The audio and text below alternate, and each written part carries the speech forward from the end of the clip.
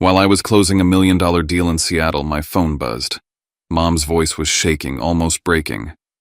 "Calder, your grandpa's badly hurt. We need money for treatment." My stomach dropped. I didn't think twice. I gave her the code to my safe, canceled all my meetings, and sped home like my life depended on it. But when I got there, Grandpa was sitting on the porch drinking coffee perfectly fine. My $5 million, though, was gone. I remember laughing so hard I scared him, because the safe code I'd given my mom wasn't the one she thought it was. Before I share my story, I want to know you're here with me. Just say listening in the comments or tell me where you're from. I love hearing how far my story can reach. Sometimes even the smallest connection can make a story feel heard. Thank you. And now, here's my story. If stories about family betrayal and redemption speak to you, please hit subscribe. It helps this channel grow and keeps these true stories alive. My name is Calder Vanette, and this is how I learned that sometimes the people who raise you can also rob you blind and still expect you to forgive them. The sky over Seattle looked like brushed steel that afternoon, soft rain sliding down the glass walls of Altura Financial Tower. I was standing in front of a room full of investors, laser pointer in hand, about to close a $12 million deal. The numbers lined up perfectly, the kind of moment I'd spent years grinding toward. Then my phone lit up Mom, and everything I thought I knew about family unraveled in the span of a breath. Her voice cracked through the speaker, trembling and panicked. "Calder, it's Grandpa. He fell in the vineyard. He's in the hospital, it's bad. They need money right now for surgery." In the background, I heard what sounded like sirens shouting in chaos. My stomach turned cold. Grandpa Eugene wasn't just a relative. He was the only person in the Vanette family who ever saw me for who I was. When my father brushed me off or my brother Preston got everything handed to him, Grandpa was the one who said, "Keep going, Calder. One day they'll see you." "Which hospital?" I asked, already shoving papers into my briefcase. "St. Helena Memorial," she cried. "They're demanding an advance. Please, honey, give me the code to your safe. We'll wire it immediately before it's too late." I didn't think. I didn't even blink. 7410, I said, and her sobs cracked through the line like glass splintering. When the call ended, my assistant was standing in the doorway holding a tablet with the final contract. I told her to cancel the flight to Houston to tell them something came up. Her face fell, maybe because she'd never seen me look shaken before. I didn't care. My grandfather's life mattered more than any deal. I drove through the night toward Napa Valley, the freeway slick under the rain. The wipers ticked in rhythm with the thoughts crowding my head. My brother Preston had a life I never could afford: private schools, fast cars, business ventures that crashed before they even launched. I worked 2 jobs in college, built a career from the ground up, only to still feel like an outsider in my own family. The only time family seemed to mean anything was when they needed something from me. By dawn, I was running on caffeine and fear. I just kept telling myself that it didn't matter if Grandpa made it through, the rest could wait. The vineyards of Napa appeared like ghosts through the morning fog, the kind of calm that made the world seem impossible to believe. When I pulled up to the villa, the porch light glowed soft yellow. Through the window, I saw him sitting in his armchair, robe tied loosely, a newspaper folded neatly on his lap. Healthy, whole, smiling faintly when he saw me. He looked puzzled as I stepped inside, rain dripping from my coat. "Why on earth aren't you in Seattle?" he asked. I froze mid-step. My throat tightened. The words didn't come, only the sudden sick realization that something was terribly wrong. The smell of roasted beans filled the kitchen, sharp and bitter. Grandpa poured me a cup, the steam curling in the quiet between us. My pulse was still racing. "You're okay," I finally said, my voice half disbelief. "Mom called. She said you'd fallen, that you were in the hospital." His brows furrowed deep lines cutting into his forehead. "Fallen? I haven't set foot in that hospital since your grandmother's funeral. Did she really tell you that she was crying, Grandpa?" I heard sirens. He sighed, long and tired, the kind of sound that carries years in it. "She wanted me to tell you not to come this week. Said there were family matters to sort through and that your being here would complicate things. I didn't think she'd go that far." Something inside me shifted, anger first, then disbelief, then a cold clarity that left no room for denial. I pulled my phone out and opened Instagram, my thumb trembling. Preston's account popped up instantly, a bright shot of him on a yacht, drink in hand, the Miami skyline behind him. My parents stood beside him, glowing in white linen, champagne glasses raised. The caption read, "Family above everything." I stared until the letters blurred. They had lied. Lied about a hospital, about an emergency, about everything. Grandpa must have seen it in my face. Without a word, he stood and went to his study. When he came back, he was holding a thick folder yellowed at the edges. "I was going to show you this eventually," he said quietly, setting it on the table. "You might as well see it now." Inside were bank statements, trust fund reports, legal documents with my father's signature scrawled across the bottom. I flipped through them, the smell of paper and ink mixing with the bitter coffee. The numbers were precise, relentless. Transfers from the Venet Trust, small at first, 50,000, here 100 there, always for Preston's education, for family business initiatives. Over 5 years, the amounts built into a mountain. There it was in black and white, my share of the $5 million trust, drained bit by bit, repurposed into Preston's luxuries and my parents' investments. I pushed back in my chair, gripping the folder so tightly my knuckles went white. "They stole from me," I said, half to myself. Grandpa's face was grave. "I gave your father limited control of the assets years ago. I wanted to be fair, to give both of you the same chance to lead one day. But there was a clause." He tapped the edge of the folder. "If any dishonesty or misuse was proven, that control would be revoked immediately." My head snapped up. "You still have that contract? The original? With the addendum your father thought no one remembered. It's locked away in my study." The pieces started to fit together, my mother's call, the sudden trip to Miami, the staged family vacation. They weren't just taking my money. They were erasing me from the family's empire altogether. For a long time, neither of us spoke. The only sound was the clock ticking on the wall, each second hammering the truth deeper. "I should go to them now," I said. "Confront them. Make them explain." "No," Grandpa cut in gently. "Not yet. They'll twist it. You need proof, not anger." He was right, but the silence that followed burned like acid. I looked down at my hands, at the life I'd built through work they never acknowledged, and felt something harden inside me. I pulled out my phone, typed a message to my mother. "I made it back safely. When Grandpa's stable, I'll visit the hospital." A few seconds later, a single sticker popped up, a smiling heart. That was all. I turned to Grandpa. "I'll need a lawyer," I said quietly. "One who doesn't scare easy. And I'll need every original document you have." He nodded slowly, eyes sharp despite his age. "Meredith Shaw," he said. "Your aunt. She left the company years ago because of your parents. She'll help." Outside, the morning light spilled across the vineyard, gold against the dew. Inside, I felt something shift from disbelief to resolve. Whatever game my family was playing, they had just made one fatal mistake. They reminded me who I was. And I was done being invisible. I landed back in Seattle later that day with paper in my pocket and a plan forming like a hard kernel in my head. The penthouse smelled the same, leather, lemon oil, the faint ozone of the rain outside, but nothing felt familiar. I called Meredith on the drive from baggage claim and ran her through everything: the Instagram photos, the withdrawals listed in Grandpa's folder, the odd timing of transfers. She listened without interruption, then said the thing I both wanted and feared to hear. This wasn't just family cruelty. It was fraud, and if we moved right, we could stop the transfer that would finish them off. We sketched a 3-layer plan over the phone monitor, legal lock, and public exposure if needed. I told her about the vault code I'd given Mom. I told her I'd altered the holdings already. Most of the value was tokenized and moved to secure institutional custody months ago. She asked me to set up every log we had and not to touch anything until she had the emergency freeze papers ready.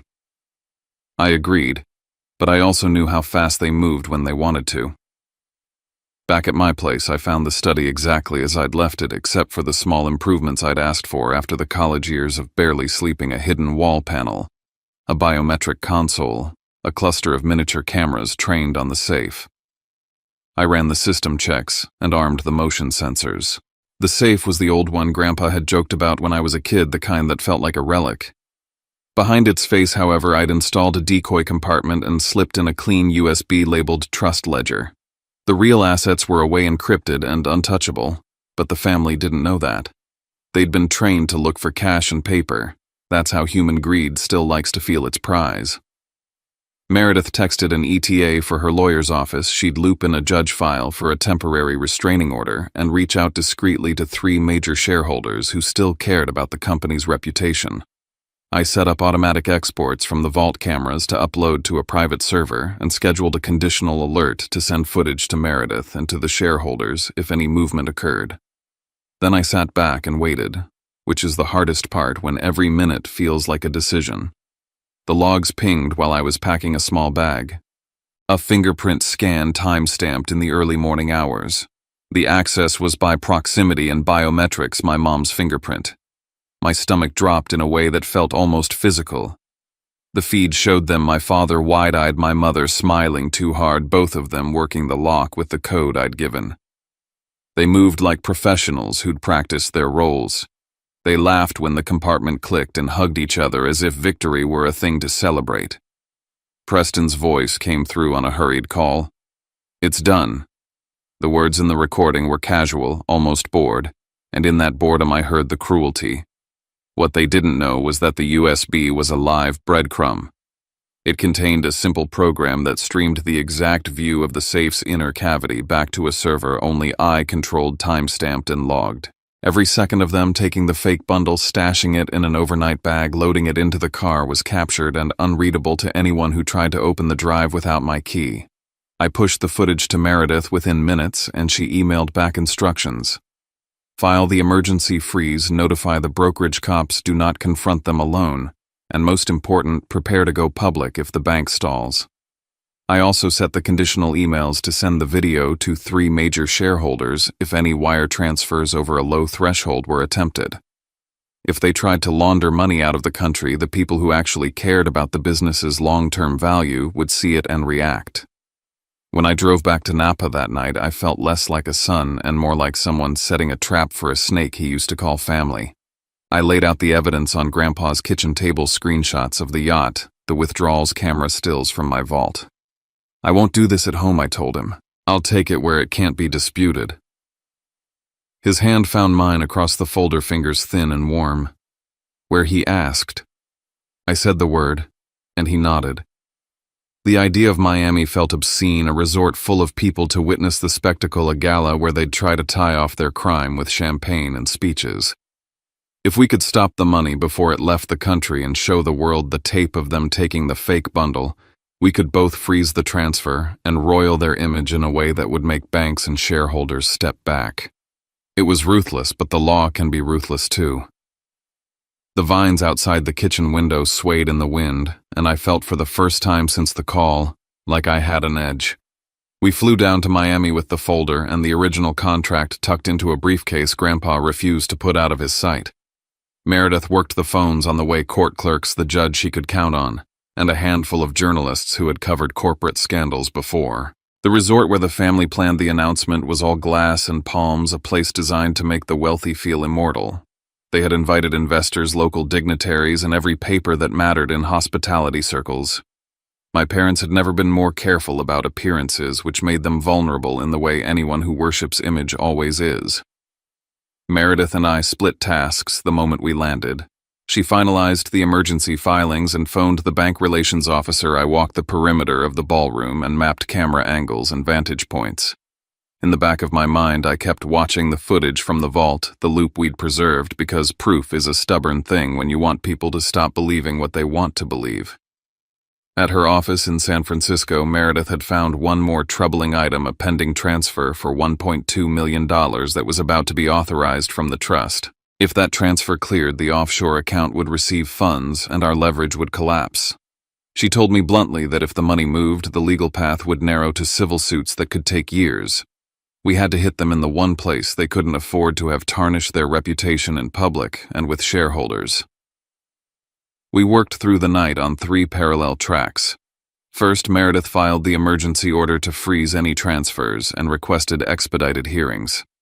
Second, I drafted the social post that would, if needed, be published to Preston's account, short, precise, and linked to the evidence servers so it couldn't be denied.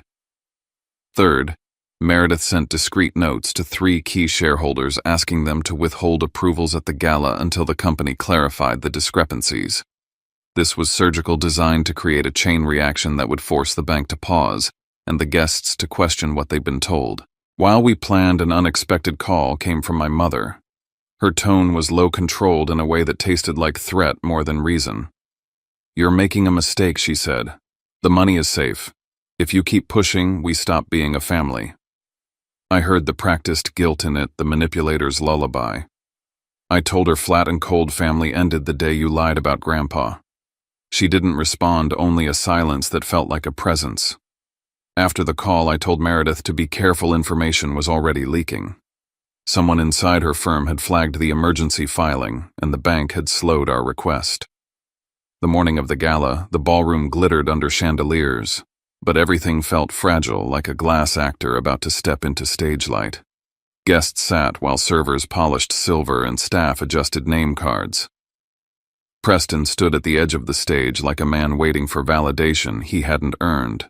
My parents moved through the crowd wearing the polished smiles of practiced royalty. I felt a strange calm as I checked my phone one last time. The vault footage had been mirrored to secure servers. Meredith had a hearing scheduled, and the shareholders had received my conditional alert. We had cut through half the avenues they could use to escape. Then the bank's counsel walked up breezily to Meredith and said the freeze order was delayed due to a compliance review. The words landed like a punch because it meant someone had interfered. Meredith's jaw tightened. She suspected a contact of my father's at the bank had pushed the review to buy time. Time is the currency of thieves. I decided to shift the fight to public view.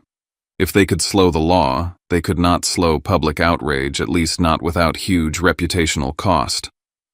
I stepped up during the event and, before my parents could start their speech, asked for the mic with the kind of calm that makes a room lean in. I told the crowd I had a statement to make, and nothing about the rehearsed words would save them now. Screens around the room lit up with the footage from the vault, their hands on the safe, the bag, Preston's call. The sound in the hall changed from polite murmurs to a sprawl of shocked voices. My father's face went ashen.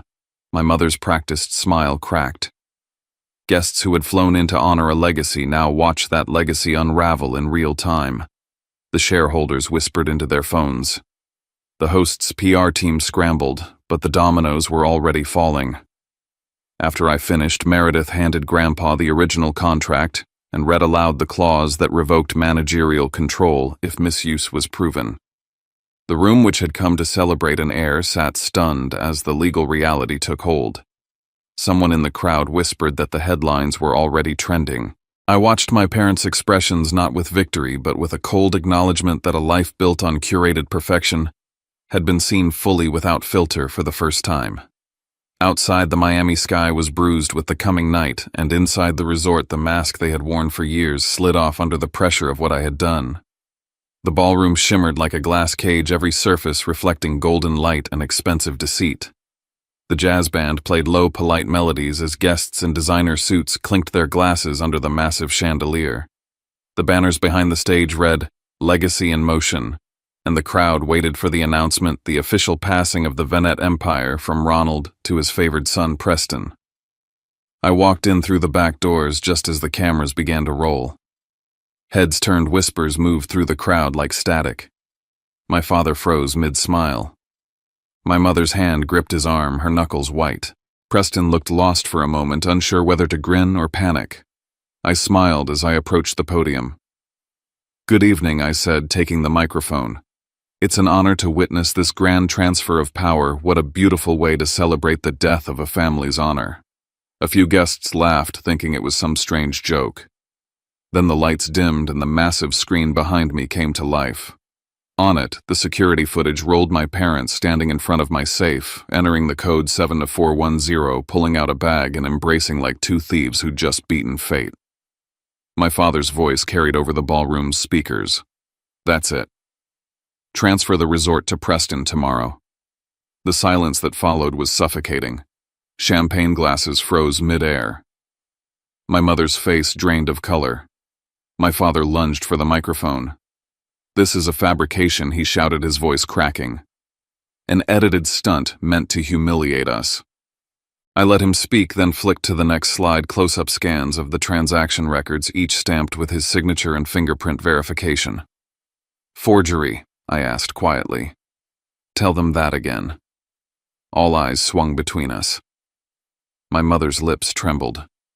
And then Preston, my golden brother, the prodigal heir, stepped forward, face pale and sweating. I didn't know he stammered.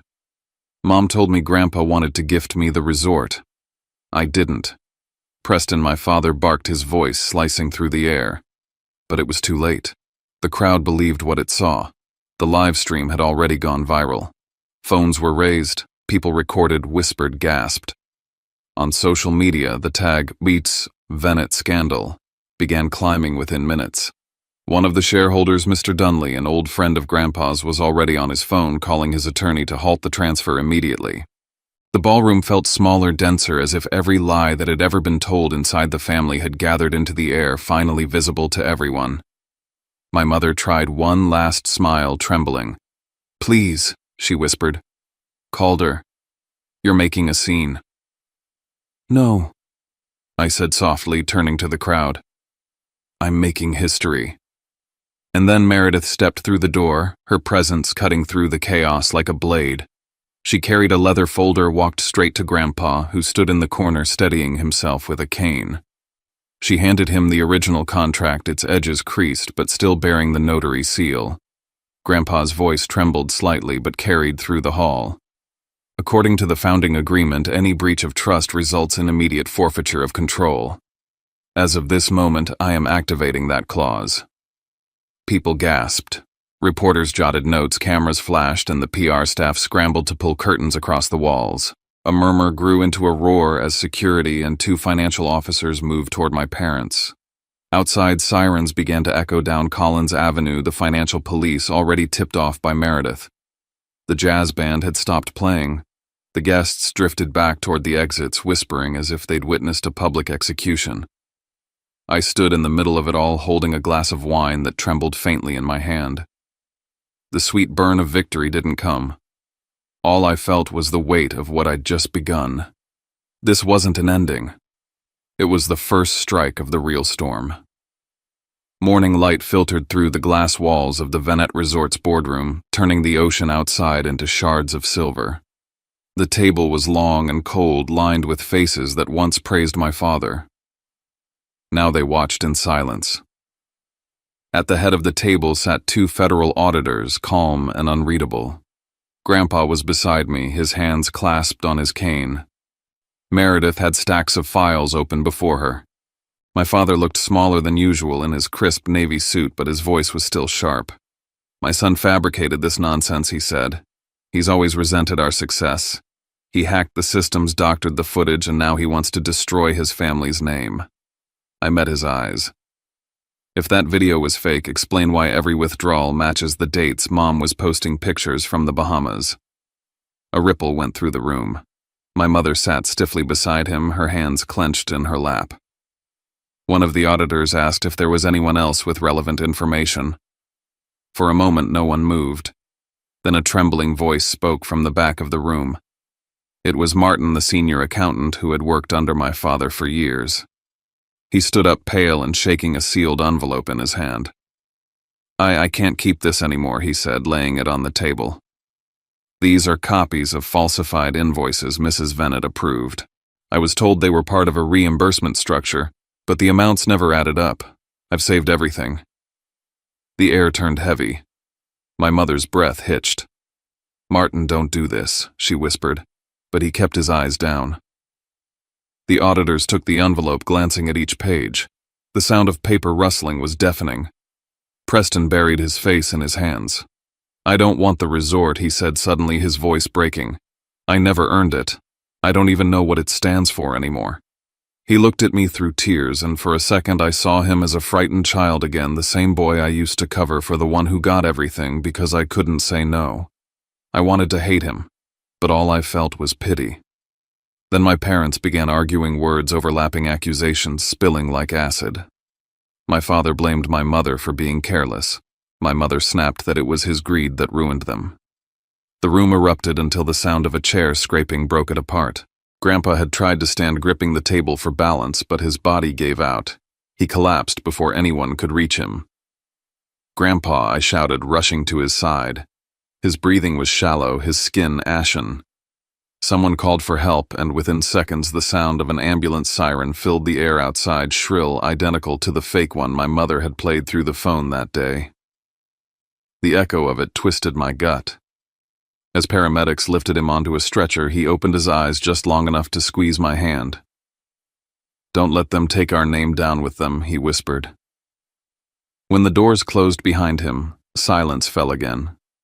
Meredith slid a document across the table toward me. "He signed this last night," she said quietly. "Temporary control of Venet resorts effective immediately in case of incapacity." My father slammed his palm on the table. "You can't do this," he barked. But the auditors had already stood. "Mr. and Mrs. Venet, one of them said, we're going to need you to come with us for questioning. There are active warrants based on the evidence presented. They didn't look so powerful then."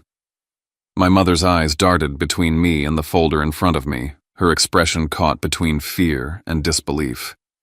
My father tried to speak, but the agents were already leading them out. The door clicked shut behind them, leaving only the whisper of the waves outside. I sat back in my chair staring at the table, strewn with papers, my family's sins reduced to ink and signatures.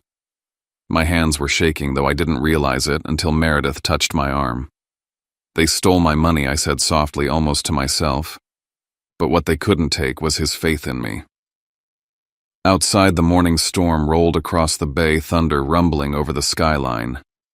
I looked through the rain-streaked window and realized I was no longer the son who'd been tricked into surrendering a safe code. I was the one rewriting the family's story, and this time I wasn't giving anyone the key. The federal hearing room in downtown Miami was a cold theater of glass and metal drenched in white fluorescent light that made everyone look paler than they were. Outside, the corridors were lined with cameras and reporters. Inside, it was silent except for the hum of the air conditioning and the steady clicks of pens against notepads. Meredith sat beside me, a fortress of calm in a navy suit. Across the aisle, my parents and their attorney whispered furiously, their faces masks of tension and fear. When the lead investigator called my name, I stood and took the stand. The microphone hissed for a second as I began. "My name is Calder Venet," I said, my voice low but clear, "and I was deceived by the people I trusted most. I told them everything from the first phone call, my mother's trembling voice, the fake sirens in the background, to the moment I gave her the code to my safe because I thought my grandfather was dying. I described driving through the night only to find Grandpa healthy, sipping coffee, and the realization that everything had been a lie. I explained how I'd discovered the missing funds, the forged transfers, and the hidden attempts to hand the company over to my brother. The opposing lawyer stood to object, claiming the video evidence was obviously altered. Meredith didn't flinch. She walked to the center of the room and gestured for the lights to dim. "Your Honor," she said, "this is the raw time-stamped security footage from Mr. Venet's residence verified by the system's manufacturer." The screen flickered on, showing the continuous, unedited sequence, the biometric scan, the exact date and time overlay the sound of my parents' voices. There was no break, no splice. Just truth in high definition. Then one of the investigators entered new evidence, printed emails recovered from a seized hard drive. The subject line on one read, "Transfer $5 million to contingency account before the ceremony." The sender was my mother. The message had been traced to her personal computer, signed with her encrypted digital ID. She stared at it like she'd never seen her own name before. When asked to respond, she stood slowly, her voice trembling but defiant. "I did it for this family," she said, turning to the audience. "For my husband, for Preston. Calder has always resented us, always doubted our intentions. He wanted to divide this family and I cut her off, calm but sharp. "You pretended Grandpa was dying so you could empty my account. That's not family. That's theft." The silence that followed was louder than any argument. My father tried to intervene, his tone brittle with rage. "Enough of this circus. You think you've won something. You'll destroy the family name." His lawyer tugged his sleeve, but he brushed him off. "I did what I had to do," he shouted, suddenly voice cracking. "I wanted to protect our reputation. If the company went to him, everyone would think I failed." The words hung in the air like smoke. The recorder on the desk blinked red, capturing every syllable. Even the investigators looked startled. Meredith's eyes met mine for a brief knowing second. The rest of the session moved quickly after that.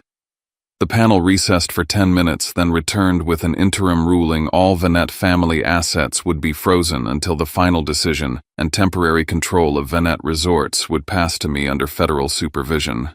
I barely heard the rest of the details, just the sound of the gavel, the camera shutters exploding outside, and the hum of voices rising behind me. When I stepped into the hall, flashes of white light blinded me. A reporter pushed forward with a microphone. "Mr. Venet, how does it feel to see your parents charged with defrauding you?" I paused, the words catching in my throat. "It feels sad," I said finally. "But sometimes the truth has to be cruel before it can heal anything." I kept walking past the cameras, past the chaos, until the sound became a dull echo. Meredith caught up, gave me a quiet nod. "This isn't over," she said. "But you've already changed everything." And I knew she was right. The world I had grown up in, the glitter, the pride, the pretense, was gone. In its place stood something stripped bare, fragile and real. The truth. 3 months later, the autumn light over Seattle was softer, muted by clouds that looked like ash and silk. The city had returned to its rhythm, but for me, everything had changed. The courthouse had delivered its final verdict. Ronald and Elaine Venet were convicted of financial fraud and conspiracy to misappropriate trust funds. They were sentenced to federal prison, their remaining assets seized to repay what they had stolen. Preston had vanished from the media, slipping quietly overseas. Some said London, others Barcelona. It didn't matter. Venet Resorts was mine now, legally, permanently, and publicly. The first board meeting under my leadership was somber but resolute. Every face at that table had once belonged to my father's empire of silence. Now they looked to me for direction. I kept it simple. "From this day on," I said, "we rebuild this company on trust. No lies, no deals in the dark. Not again." Applause broke the quiet. It wasn't loud, but it was sincere. I spent the following weeks restructuring departments, settling unpaid wages, and reopening the employee education program that had been frozen years ago. The first initiative I approved was the Eugene Venet Scholarship Fund, dedicated to the children of our lowest-paid workers. Grandpa had always said that fairness wasn't a gesture, it was a discipline. Late one afternoon, Meredith stopped by my office with a sealed envelope. The paper was old, the handwriting familiar. "He left this with me," she said. "Said you'd know when to open it."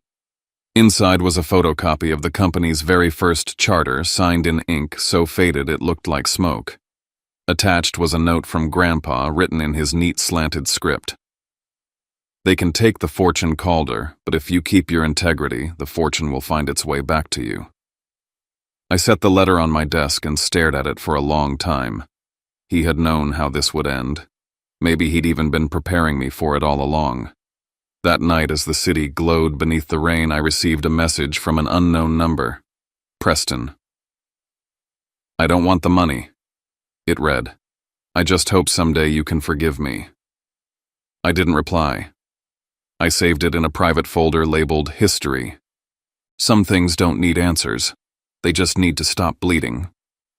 I walked out onto the terrace, the air cool against my face. The skyline shimmered on the glass of the nearby towers. I thought about that safe 72410, the numbers that once represented betrayal. Now they stood for something else entirely: foresight, clarity, strength. The code had become a story in itself, a reminder that trust once broken can also be rebuilt, but only by those willing to face what destroyed it. In the weeks that followed, Venet Resorts regained stability. Old investors returned, new ones arrived, and the staff began to speak with pride again. For the first time, the company wasn't a monument to ego. It was a place that felt human.